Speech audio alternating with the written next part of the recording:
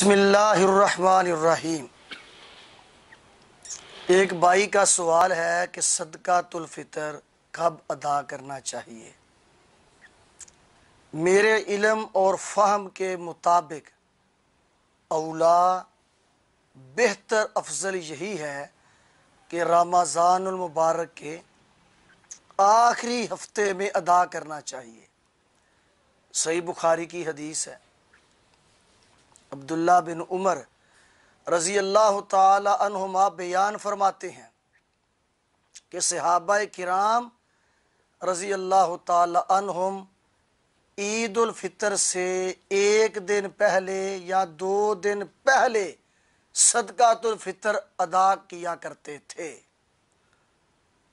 اور بعض صحابہ کرام سے رضی اللہ تعالی عنہم عید الفطر سے 3 دن پہلے بھی صدقۃ الفطر ادا کرنا ثابت ہے۔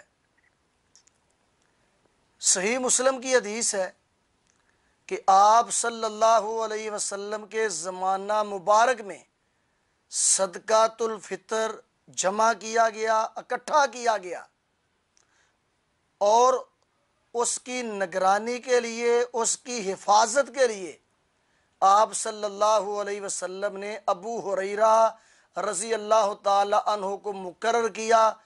مشہور حدیث ہے، معروف حدیث ہے کہ 3 دن ان کے پاس شیطان ابلیس آتا رہا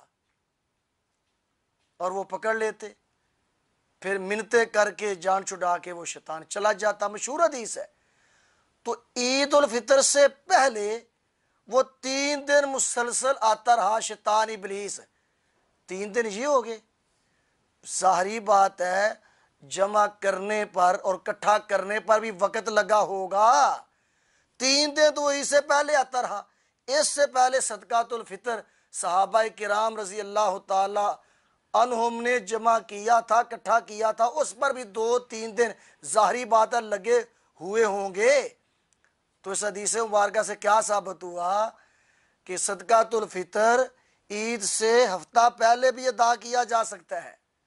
اس لیے ہمارے علم اور فہم کے مطابق اولا افضل بہتر یہی ہے کہ صدقۃ الفطر رمضان المبارک کے آخری ہفتے میں ادا کیا جائے۔ یہاں تک ثابت ہے۔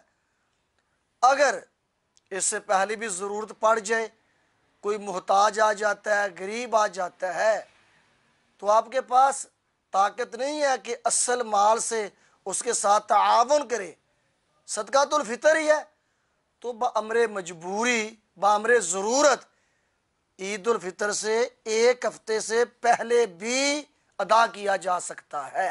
واللہ عالم۔